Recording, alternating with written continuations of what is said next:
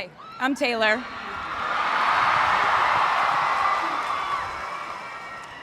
Last time I was in a stadium this size, I was dancing in heels and wearing a glittery leotard.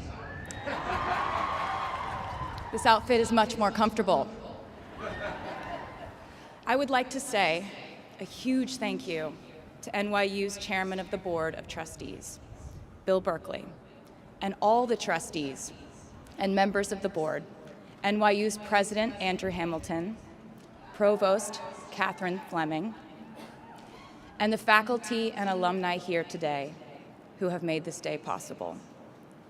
I feel so proud to share this day with my fellow honorees, Susan Hockfield and Felix Matos Rodriguez, who humble me with the ways they improve our world with their work.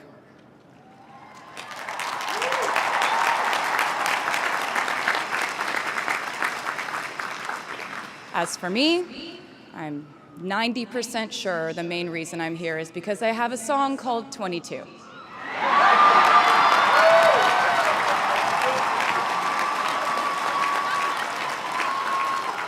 And let me just say, I am elated to be here with you today as we celebrate and graduate New York University's class of 2022.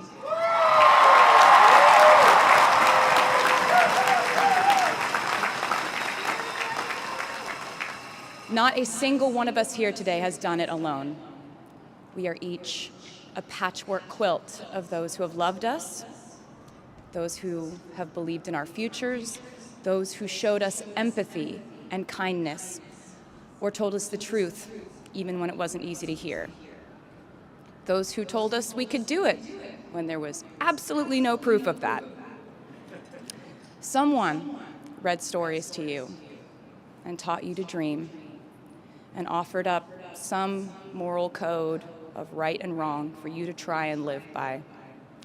Someone tried their best to explain every concept in this insanely complex world to the child that was you as you asked a bazillion questions, like, how does the moon work? And why can we eat salad but not grass? And maybe they didn't do it perfectly. No one ever can. Maybe they aren't with us anymore.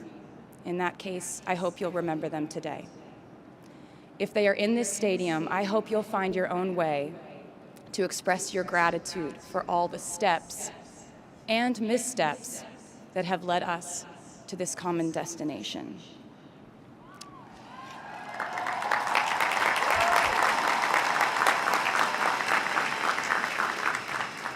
I know that words are supposed to be my thing, but I will never be able to find the words to thank my mom and dad, my brother Austin, for the sacrifices they made every day so I could go from singing in coffee houses to standing up here with you all today, because no words would ever be enough.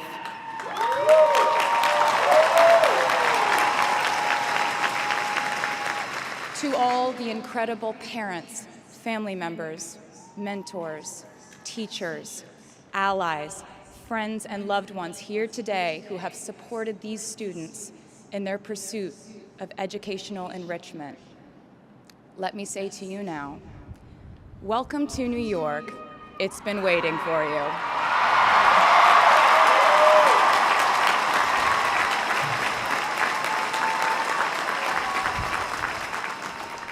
I'd like to thank NYU for making me, technically, on paper at least, a doctor.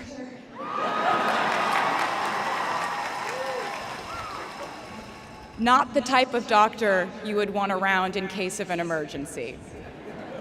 Unless your specific emergency was that you desperately needed to hear a song with a catchy hook and an intensely cathartic bridge section.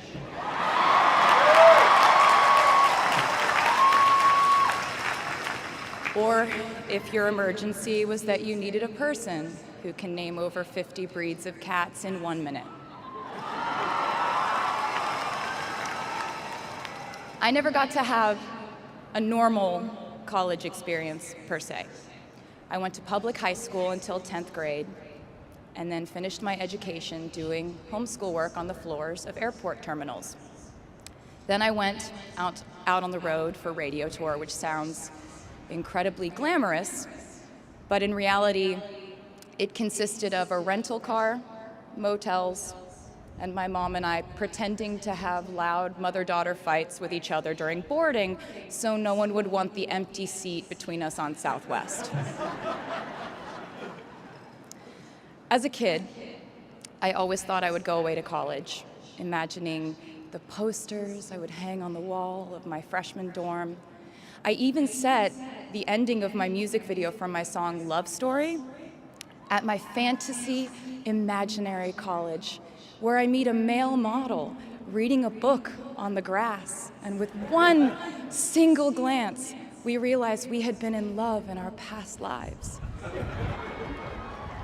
Which is exactly what you guys all experienced at some point in the last 4 years, right?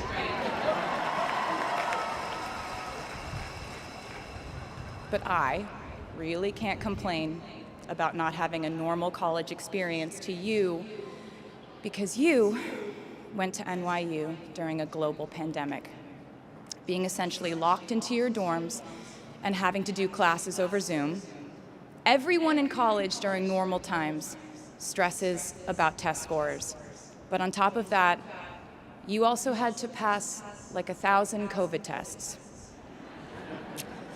I imagine the idea of a normal college experience was all you wanted too. But in this case, you and I both learned that you don't always get all the things in the bag that you selected from the menu in the delivery service that is life. You get what you get. And as I would like to say to you wholeheartedly, you should be very proud of what you've done with it. Today, you leave New York University and then go out into the world searching what's next. And so will I.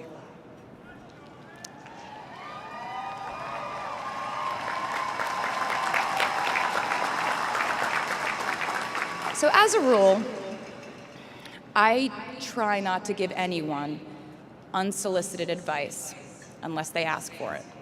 I'll go into this more later. I guess I have been officially solicited in this situation to impart whatever wisdom I might have to tell you things that have helped me so far in my life. Please bear in mind that I in no way feel qualified to tell you what to do. You've worked and struggled and sacrificed and studied and dreamed your way here today. And so you know what you're doing. You'll do things differently than I did them, and for different reasons. So I won't tell you what to do, because no one likes that. I will, however, give you some life hacks I wish I knew when I was starting out my dreams of a career and navigating life, love, pressure, choices, shame, hope, and friendship. The first of which is, life can be heavy, especially if you try to carry it all at once. Part of growing up and moving into new chapters of your life is about catch and release. What I mean by that is knowing what things to keep and what things to release.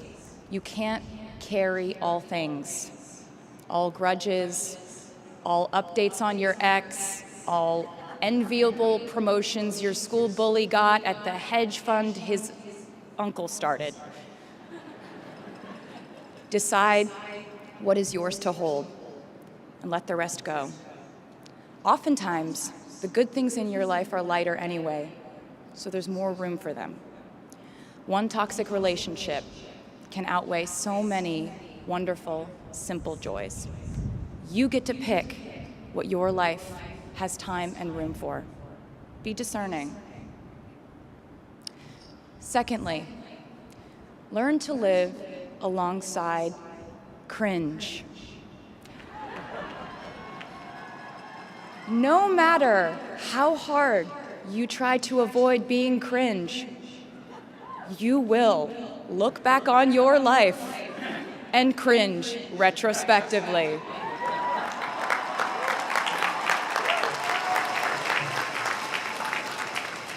cringe is unavoidable over a lifetime. Even the term cringe might someday be deemed cringe. I promise you, you're probably doing or wearing something right now that you will look back on later and find revolting and hilarious. You can't avoid it, so don't try to. For example, I had a phase where, for the entirety of 2012, I dressed like a 1950s housewife. But you know what? I was having fun. Trends and phases are fun. Looking back and laughing is fun. And while we're talking about things that make us squirm but really shouldn't, I'd like to say I'm a big advocate for not hiding your enthusiasm for things.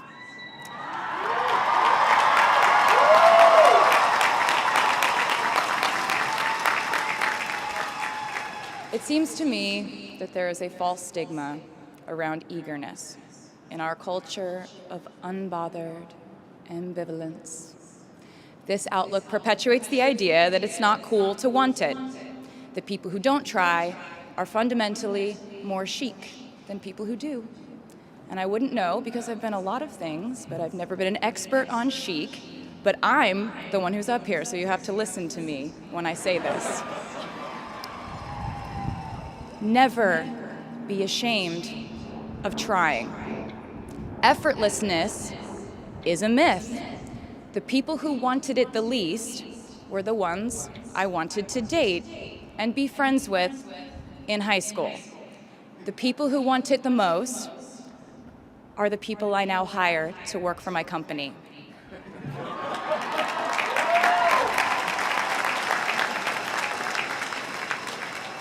I started writing songs when I was 12, and since then, it's been the compass guiding my life, and in turn, my life guided my writing. Everything I do is just an extension of my writing, whether it's directing videos or a short film, creating the visuals for a tour, or standing on a stage performing. Everything is connected by my love of the craft, the thrill of working through ideas and narrowing them down and polishing it all up in the end, editing, waking up in the middle of the night, throwing out the old idea because you just thought of a newer, better one, or a plot device that ties the whole thing together. There's a reason they call it a hook. Sometimes a string of words just ensnares me, and I can't focus on anything until it's been recorded or written down. As a songwriter, I've never been able to sit still or stay in one creative place for too long. I've made and released 11 albums, and in the process, I've switched genre from country to pop to alternative to folk. And this might sound like a very songwriter-centric line of discussion, but in a way, I really do think we are all writers. And most of us write in a different voice for different situations. You write differently in your Instagram stories than you do your senior thesis. You send a different type of email to your boss than you do your best friend from home. We are all literary chameleons, and I think it's fascinating. It's just a continuation of the idea that we are so many things all the time. And I know it can be really overwhelming figuring out who to be and when, who you are now, and how to act in order to get where you want to go.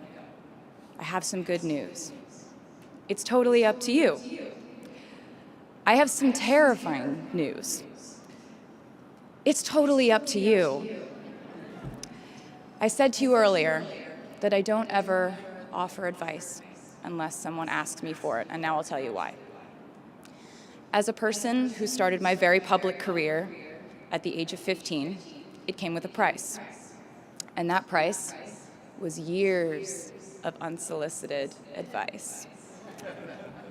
Being the youngest person in every room for over a decade meant that I was constantly being issued warnings from older members of the music industry, media, interviewers, executives, and this advice often presented itself as thinly veiled warnings See, I was a teenager at a time when our society was absolutely obsessed with the idea of having perfect young female role models.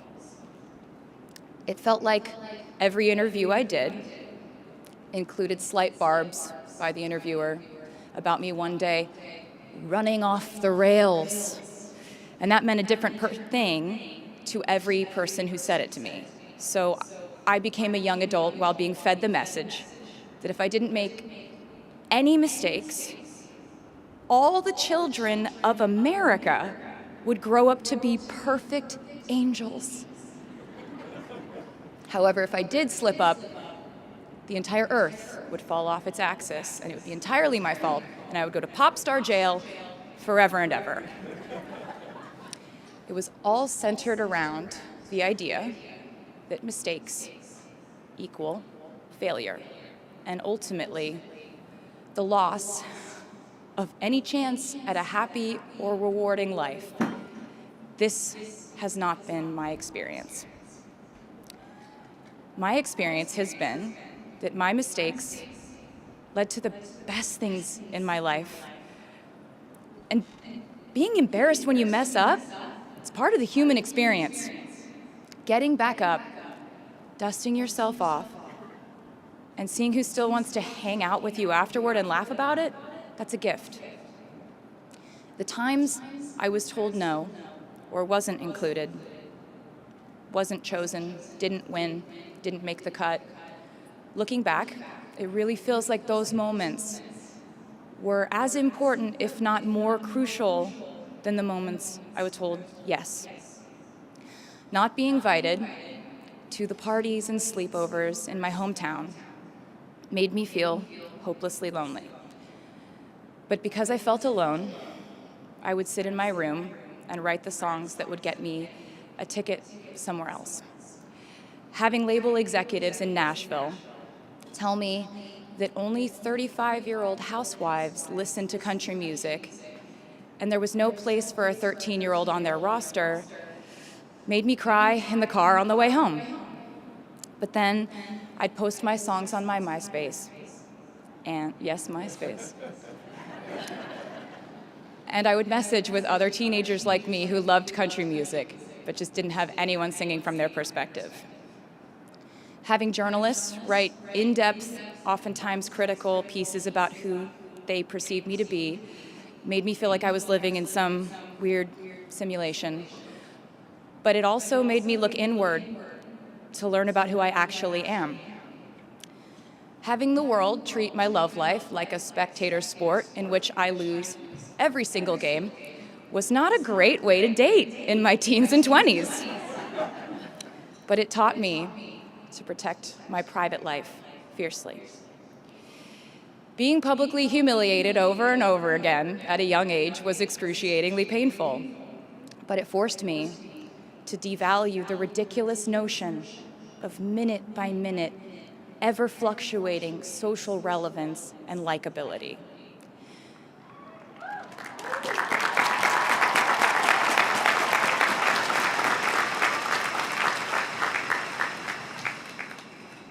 Getting canceled on the internet and nearly losing my career gave me an excellent knowledge of all the types of wine.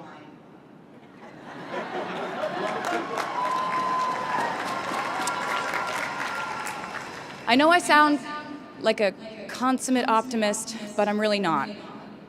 I lose perspective all the time. Sometimes everything just feels completely pointless.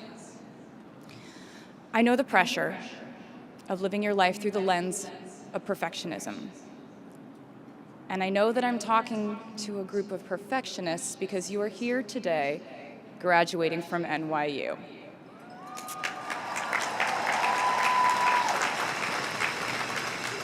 So this might be hard for you to hear. In your life, you will inevitably misspeak, trust the wrong person, underreact, overreact, hurt the people who didn't deserve it, overthink, not think at all, self-sabotage, create a reality where only your experience exists, ruin perfectly good moments for yourself and others, deny any wrongdoing, not take the steps to make it right, feel very guilty, let the guilt eat at you, hit rock bottom, finally address the pain you caused, try to do better next time, rinse, repeat.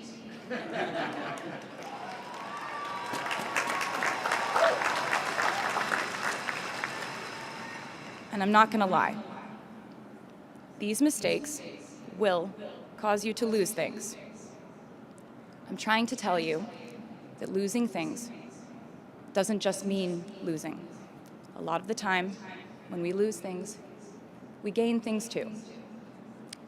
Now you leave the structure and framework of school and chart your own path. Every choice you make leads to the next choice, which leads to the next, and I know it's hard to know which path to take.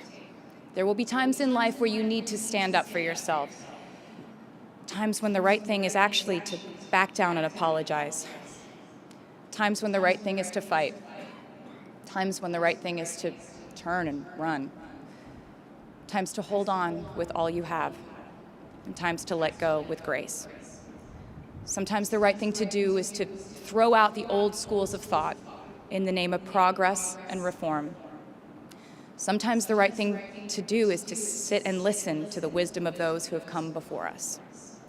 How will you know what the right choice is in these crucial moments? You won't. How do I give advice to this many people about their life choices? I won't. The scary news is, you're on your own now.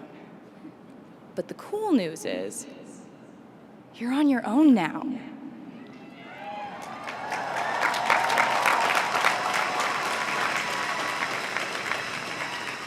I leave you with this. We are led by our gut instincts, our intuition, our desires and fears, our scars and our dreams.